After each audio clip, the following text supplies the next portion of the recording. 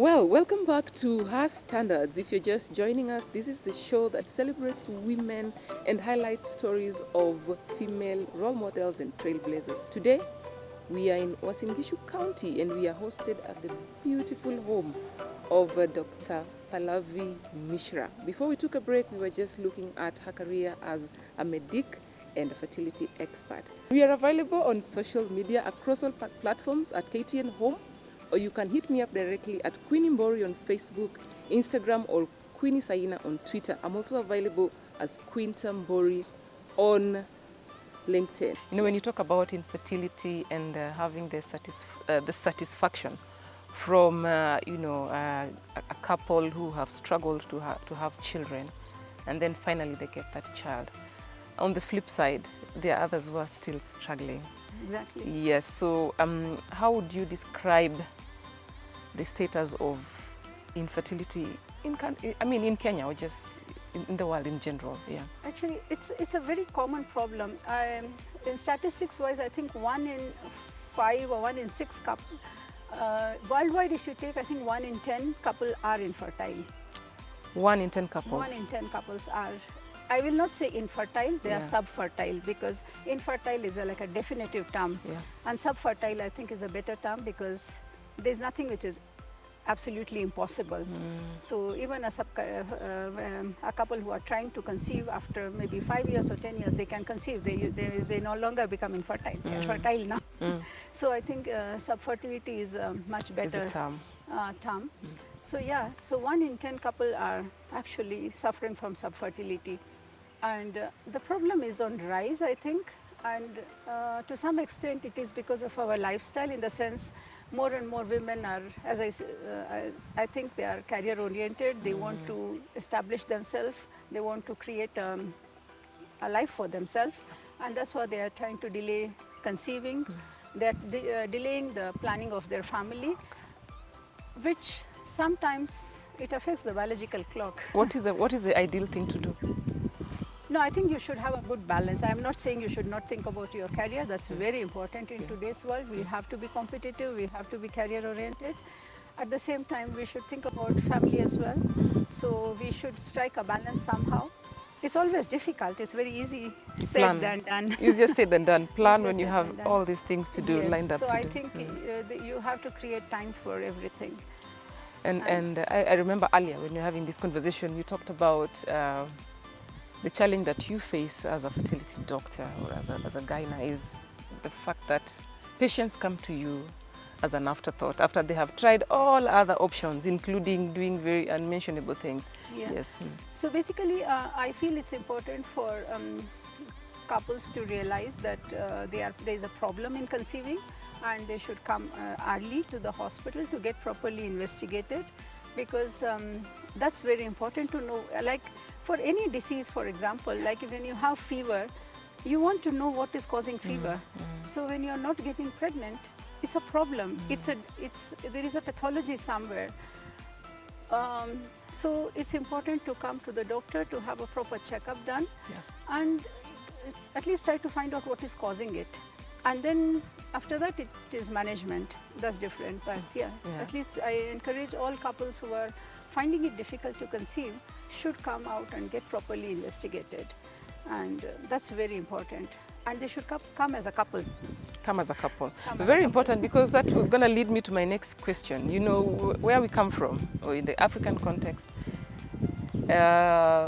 the person or the people who are normally blamed for issues of infertility is our gender, are the women. Yes, what has been your experience? And probably what would you advise? Yeah, it's true, and I think it's not even Africa. There are many places in the world. Like when I was practicing back in India, also it was the same thing. It takes a while for people to understand. I think it's important to create awareness that it is important. Fertility is not a problem of a lady alone. It is a problem which is, I think, equally distributed in women, men, as well as like a couple in together. Yeah. Because as I said, 30% of infertility is purely because of problem in women, 30% is men. So it's 30-30? 30% is both of them. Like you might have a small problem in a lady and a small problem in men. by look of it, it's not a major issue, but when it comes together, it becomes a major issue. And of course, there is some which is like you cannot explain why it is, and that requires real special investigations and things like that. So more specialized your investigation becomes, you can diagnose more and more of those so-called unexplained infertility. But yeah, it's equally, I think burden of infertility falls on a couple together. Herbal remedies? Okay, there are herbal remedies. I'm sure in olden times, herbal medicine was practiced everywhere in Kenya also, and there are many parts of the world where herbal medicine is very popularly practiced. I don't really have any, I always tell my patients, they always tell me, can I try herbal? Because when I give them medication for 2 months and then they say, I want to try herbal medicine. I say, I have nothing against herbal medicine. Maybe it is something very good. But the problem with herbal medicine is we don't know how it works. So I might not know which system it is affecting and how it is affecting your body. So because if I don't know, I will fear it. So that's what is my take on herbal medicine. I don't denounce it, but I definitely feel because we don't know how it works, what is the mechanism of action, which system of the body is getting affected, and what are the side effects in broader spectrum. So that's what makes us to fear herbal medicine. So that's why if we are using it for a longer period of time, as even allopathic medicine, it will have definitely some side effects. And it will have some long-term or short-term effect, which, because we have not studied it, we don't know about it. So I think that's what is my take on herbal medicine. So I think coming to doctor, coming to a good specialist is definitely very important. Now, still linked to that, I mean, there's a lot of stigma associated with infertility. Definitely. And we come from communities where after you get married, after say 1, 2, 3, 4, 5 years, the community wants to know why the babies are not coming. Probably you can just face the camera. How do we deal with that scenario? What would you advise the people who are watching can face the camera? Okay. I think it's simple. Like I just said before, also couples should come up. They should realize that they are actually trying and they are not able to conceive. So it's important to have a proper consultation with a doctor to find out where the problem is. Sometimes the problem might not be a disease, it might just be the way they are staying together. Like I have had many couples who are not staying together because they are staying far away, they don't meet very frequently. So it might just be just a normal issue which can be sorted out very simply. It does not really require any medication, but yeah, but coming to the hospital, coming to see a doctor and understanding what the problem is very important.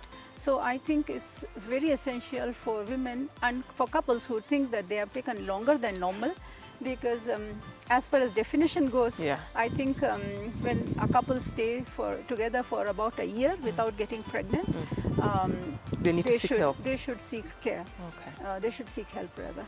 Yeah. And so, what about? And when you are older, like when you have or you already have a condition which you know beforehand, like you have a medical disease or you have any other condition which you feel which can affect fertility, you should come to hospital much earlier than waiting for 1 year. I know many couples want to go to hospital to seek the much needed professional help, but the cost aspect, how affordable is treating issues related with infertility? Okay, as I said, infertility actually is a disease in itself. It might not be a disease, particular like infertility. When you say subfertility, it's not a diagnosis, okay? But there are conditions which causes this subfertility, and they are real medical problems. Like for example, if someone has like infertility due to abnormal hormone levels, so that underlying problem of hormones is a disease. So you have subfertility. For example, it's very common for women with polycystic ovaries not to conceive. So they are not conceiving, yes. In general, they are fine. They are healthy women. You can see them doing it does not cause any significant physical harm immediately, but it has long-term implications. It has implications on women's health. So I think it's important to treat it like a disease, not just like you know, it's interesting because many insurance companies who they don't really think subfertility is a disease, and it is an exclusion criteria. Oh. In like when you write infertility as your diagnosis or subfertility as a diagnosis, that claim is never respected. I think it's because they think it's not a disease. They think getting a child is a physiological thing and it's not a disease. I think there are diseases which causes, like for example, if you have a pelvic tuberculosis and you get an infertility, so you need to treat tuberculosis and it's a disease. Yes, it is. And so I think it's at some point it's very difficult to make the difference between where the pathology starts and where the physiology ends and the pathology starts. So the remedy is just seek help first. Yeah, go seek get help, the doctor's get the proper opinion. diagnosis, and once you have the diagnosis, of course, treatment will depend upon what is being diagnosed. So I think it's very important to get a proper assistance in terms of having a proper diagnosis, and that one really helps in long way to help your problems. Oh, now allow me to switch gears a bit. I mean, we have really done a lot about what you do, but I know behind the scenes you are actually a spouse to a politician, to Keses, Member of Parliament, popularly known as Kiprop Arap, what's the other one? Chelule. Arap Chelule. So do you have a Kalenjin name, or does that make you Mrs. Kiprop Arap Chelule? Okay, I've been told that I'm Chepchumba because my mother delivered me through cesarean section in a hospital, and I think it qualifies me to be called Chepchumba. Chepchumba signifies a difficult birthing process. Yeah, I think the delivery by a white person. In olden days, they are the ones who were conducting cesarean sections, I suppose. So how is it? How is that lifestyle for you? Always being behind the shadow, behind the scenes. Okay, I try to keep myself away from his political. I try not to get involved in him, and that's what it was interesting. I told him that I will do my work, don't interfere with my work, and you do your work, I'll not interfere with your work. But first thing, if you want to join, you can join, but don't ask me to come in any of those rallies or give speeches or anything. I'm not going to do that. So we had wife of a politician do you look up to? Because I know we have Michelle Obama, we have many other people, Jill Biden. Who do you look up to and say, I need to? Because I know there are moments when you just go insane. Yeah. Well, I think I should thank my husband for it. Oh. He has really kept himself he has really given me space to be what I am, and I am really thankful to him for that. And he has never really told me to come with him and to do this and do this because it needs to be done because of his political ambition or whatever. So I think so far I have kept myself away from all those things. So I really don't think I look upon any politicians. Is politics? I like doing what I'm doing. You like Is politics in the cards for you? Even kidogo, no even way. in the Not community, even MCA. No. As I said, I enjoy what I do, and I'm very happy with with my space, within my space, I think. And I'm not a real outgoing person as such. I like keeping to myself, and I think that's how I am. We are available on social media across all platforms at KTN Home, or you can hit me up directly at Queenie Mbori on Facebook, Instagram, or Queenie Saina on Twitter. I'm also available as Quinta Mbori on LinkedIn. Dr. You are quite a busy person. Yeah, I suppose so. I like that. you like being busy. Yeah. Yeah, because you have work here, you have your family, you have your son and daughter, you have Daktari. What do you do to relax at the end of the day? And do you even get time to relax? Yeah, I do. I do, and I think it's important as we grow older, we should develop a hobby. And I encourage everyone to have a hobby. Even when you're young, you can have. I'm not saying that you have to develop it while you're old. You can always nurture it from the time, because that gives you relaxation, and that's very important because we are in a very stressful world. True. And we definitely need, once you come home, there should be something which you look up to so that it helps you in relaxing. And I think, everyone should have it. What is that for you? For me, it's looking at my garden and my plants. Okay, maybe you And- can show me some of your favorite. Thank you.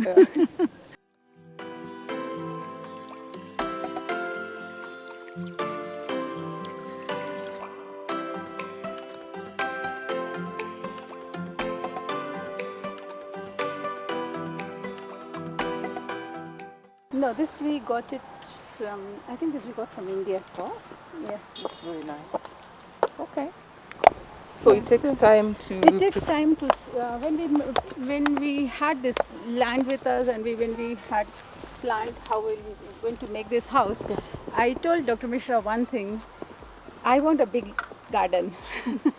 You can decide whatever amount of space you want to use for the house, But leave I want me a my good space. space for garden.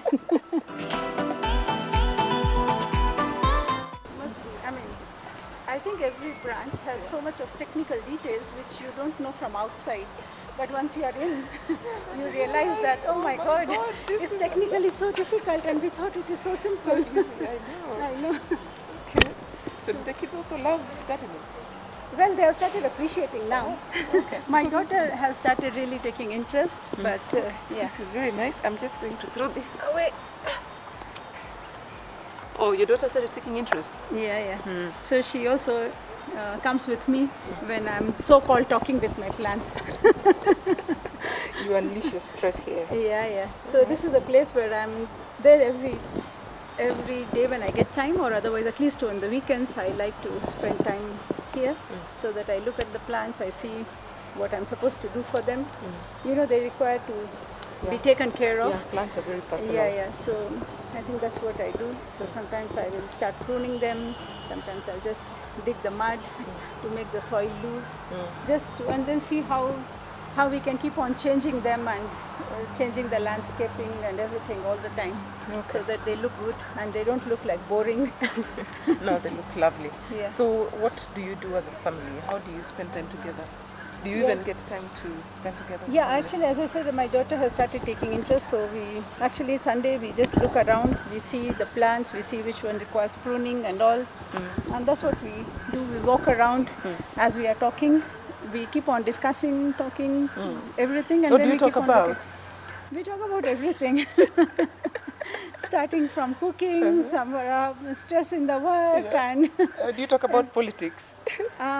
politics. We talk about what like for me, my husband, and what they think about their father. They have their own opinion about their father. About the father. Yeah. Have you ever been in a situation where you're on opposite sides? Everybody's taking a different.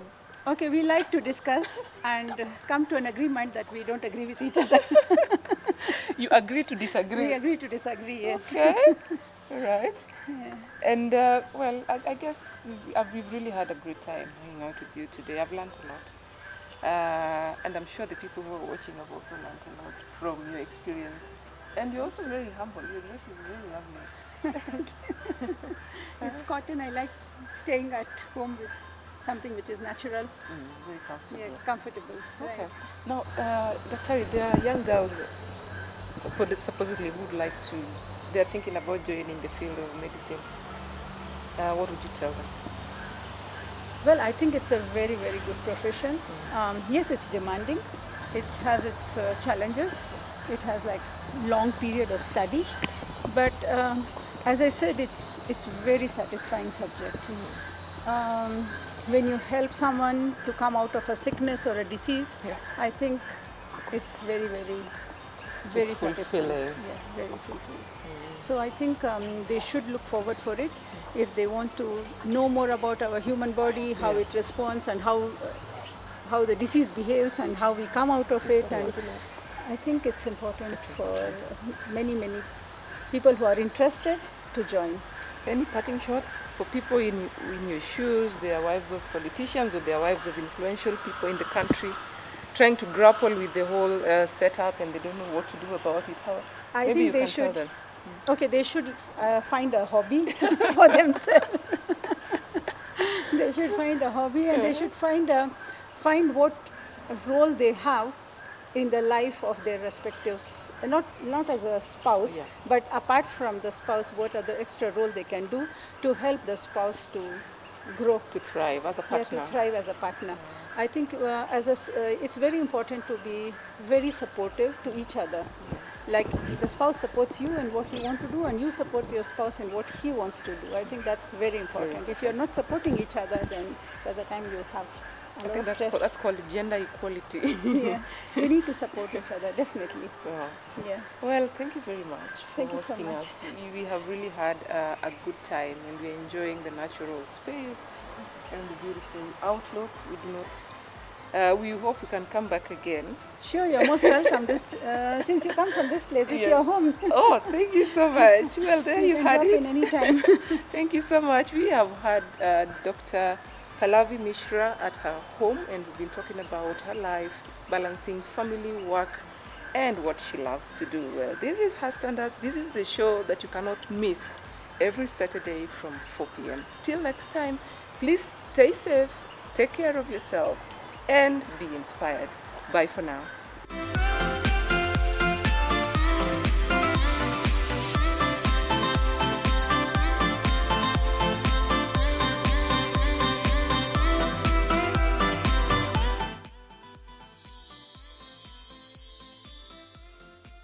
Woman of the Week.